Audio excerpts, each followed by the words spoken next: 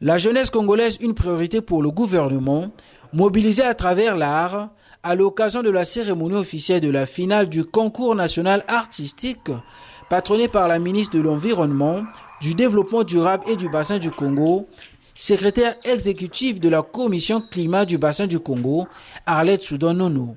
Organisé dans un contexte marqué par les effets de plus en plus visibles du changement climatique, ce concours vise à sensibiliser, mobiliser et responsabiliser les jeunes face aux défis environnementaux. La tenue de cette grande finale à Brazzaville revêt une signification particulière. Brazzaville est une ville reconnue pour son dynamisme culturel. Brazzaville a été désignée en 2013 ville créative de l'UNESCO et accueille aujourd'hui de grands événements culturels d'envergure continentale. Elle incarne pleinement la conviction de l'UNESCO selon laquelle les industries culturelles et créatives sont des moteurs essentiels de transformation économique, sociale et environnementale.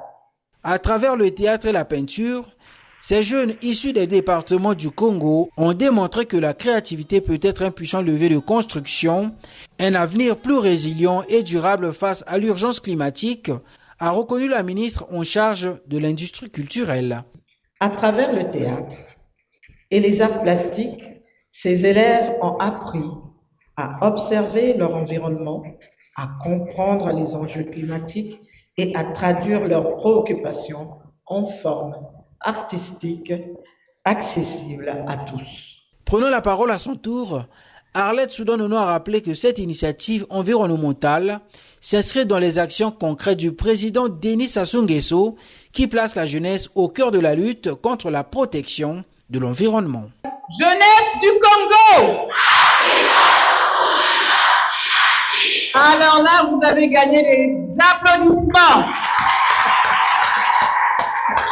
Cette ambition est portée avec détermination par le président de la République, chef de l'État, son Excellence, Monsieur Denis Sassou Nguesso, sous l'impulsion de celui que nous appelons avec respect le premier écologiste du Congo et premier écologiste du bassin du Congo.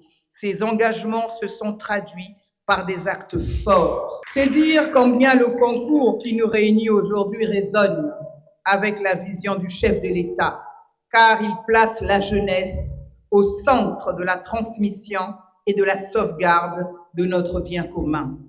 C'est un appel vibrant à la conscience collective, un espace où l'art devient, entre les mains de la jeunesse, un puissant levier d'éducation environnementale. Cet événement est le fruit de l'engagement de la ministre Arlette Soudan-Nono sous l'impulsion du président de la République Denis Sassou Nguesso dans le cadre du projet de renforcement des capacités d'adaptation des communautés vulnérables vivant dans le bassin du fleuve Congo.